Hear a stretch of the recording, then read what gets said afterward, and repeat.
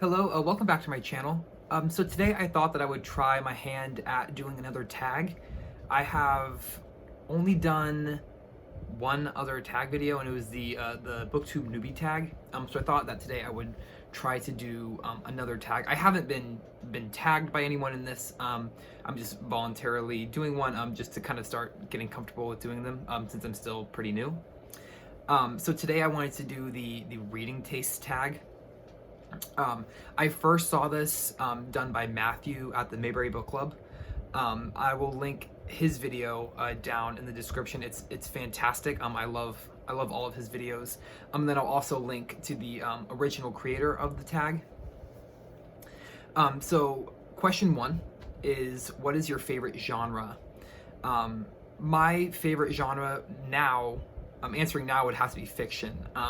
A couple years ago, I was reading primarily nonfiction, historical nonfiction, but as of today, my current favorite genre is fiction, specifically literary fiction and the classics. I don't read a whole lot of contemporary fiction. I don't necessarily have anything against contemporary fiction. It's just that a lot of my interests and a lot of my my preferred styles of fiction cater more towards literary fiction and works of classic literature, and so that's typically what I end up reading.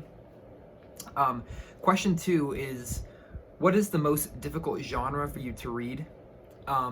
For this, I would have to say it's split between both sci-fi and fantasy, simply because I have not spent very much time at all in either of those two genres, and that is something that I'm trying to break out of this year, putting an emphasis on reading more genres that I am not super comfortable in.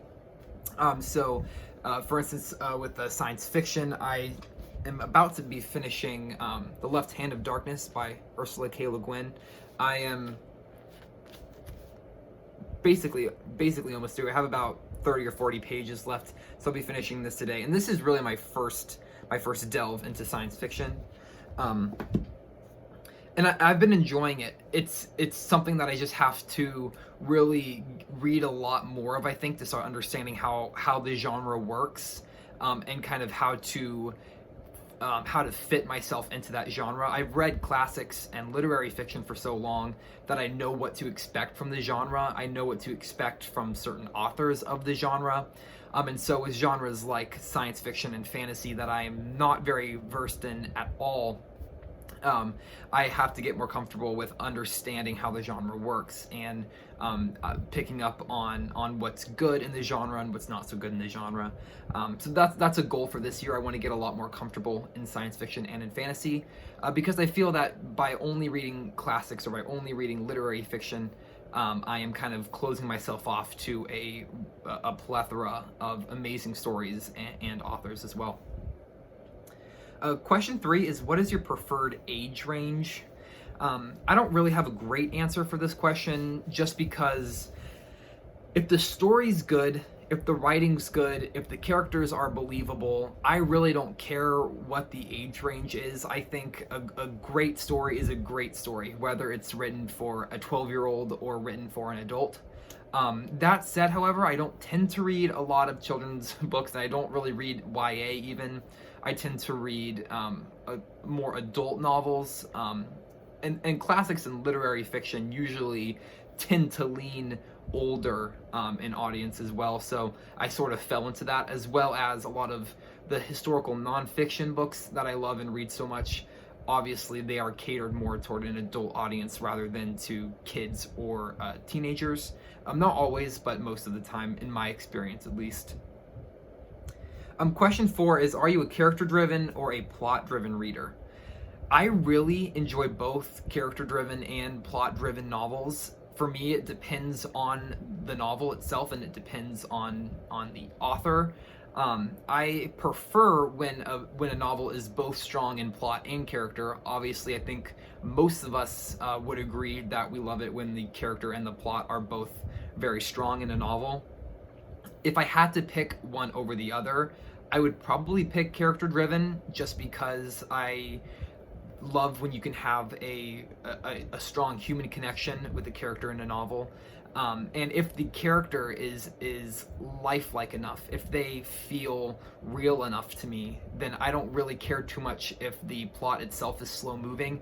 If I feel that I can really understand the character and spend time with them, it's okay if the plot itself is slow moving. And in fact, sometimes I prefer when you have an outstanding character and a slower moving plot, because it allows me to understand the character more, and it allows me to analyze the character a little bit more, and I don't have to be quite as worried with keeping up with the plot and making sure that I'm catching all the little nuances of the plot and all of the subplots. If it's a simple plot, a slow moving plot, and an outstanding character, I can put all my attention on focusing on the character, which is something that for me is a much better reading experience than a really quick-paced, very detailed plot where I'm kind of scrambling to keep all the pieces of the plot together, and then there is this cast of characters that I don't really understand, and I don't really sympathize with them, and I don't really know what they're about, because the whole novel is focusing on the plot rather than focusing on the character, on that human interest story, if you will. Question 5 is, do you have a preferred perspective? And again, honestly, for this one, I don't have a preferred perspective. If it is a well-written novel, a well-written book, I will read any perspective. It honestly does not matter to me. And my answer for question 5 kind of bleeds over into my answer for question 6. And question 6 is, do you have a preferred tense? And also for this one, if it's done well, I love any tense. Just as if it's done poorly, any tense can be ruined for me as well. So if something is done correctly, if something's done properly, with a masterful touch, it's enjoyable to me and I love it. So really, I'm more quality over preference on this one. If it's done well, I'm in for it. Question 7 is, do you like series or standalone books the best? And it would depend on the story. So I think that there are some stories that just cater more towards a series, and some that cater more towards the single book. I have read several series in the past that I feel could have been a single novel, and then I have read some single novels in the past that I feel like, oh man, I really wish this was a series. I feel that the story has so many more miles left in it. So it just depends to me on the flow of the book. If I'm in a book and I'm really enjoying it, obviously I want there to be more of it, but I do understand that at times a story needs to end, and if you pushed it any further, you might ruin it. And so it really just depends, but a lot of times I prefer a series, because you can really sink your teeth into it. You can have a longer time with the characters, a longer time with the plot. You can get more comfortable with it, and so that for me would be my favorite situation, is to find a series that you absolutely love, that has 15 books or something in it, and then you can spend lots of time with those characters. Question 8 is, which would you rather read, long or short books?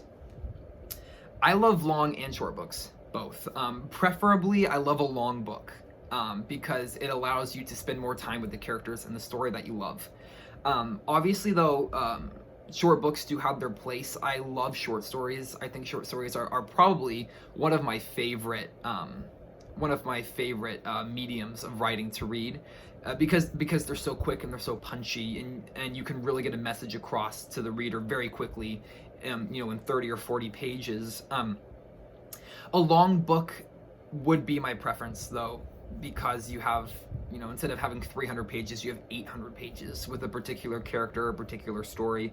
And for me, there's nothing great, there's no better feeling than kind of falling in love with the cast of characters and then having 800 pages to spend with them, instead of 300 or 400. Question 9 is, which format do you like best? I think this is meaning the book format. So for me, I primarily read with my Kindle Paperwhite, but I absolutely love owning physical books. Obviously, I have a lot. What I like to do is I love to, especially if it's a classic, usually they're free in the Kindle store. So I love to have both, let's say like a Penguin Classics edition and then a Kindle edition of a book. And then throughout the course of my reading time with that book, I'll switch between the Kindle and the physical edition of that book. I find that reading at night, particularly if I'm reading in bed or just sitting down somewhere, reading with the Kindle is a lot more convenient than reading with a hardback or even a paperback. If it's a pretty thick book, it can be a little cumbersome.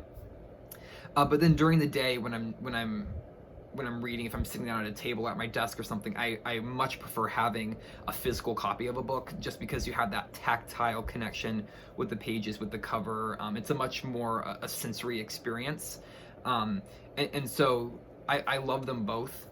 But Kindle, I do read primarily on my Kindle.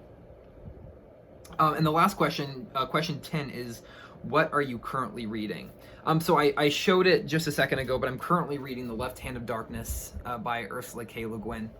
And I'll be finishing this today and hopefully getting a review out about it soon. And then today I also finished reading Far from the Madding Crowd by Thomas Hardy. So I'll put that as my answer of currently reading, although I did finish it earlier. But those are the two books that I finished one this morning. I'll finish Left Hand of Darkness this afternoon, and so those will be the two currently reading that then I'll be working on reviews for. Thank you so much for watching. If you enjoyed, please be sure to like and subscribe. If you have any suggestions for fantasy or sci-fi books, either standalone or series, that is something that I'm trying to get into this month. So if you want to let me know in the comments down below, that would be fantastic. Thank you so much for watching, and I hope to see you next time. Bye.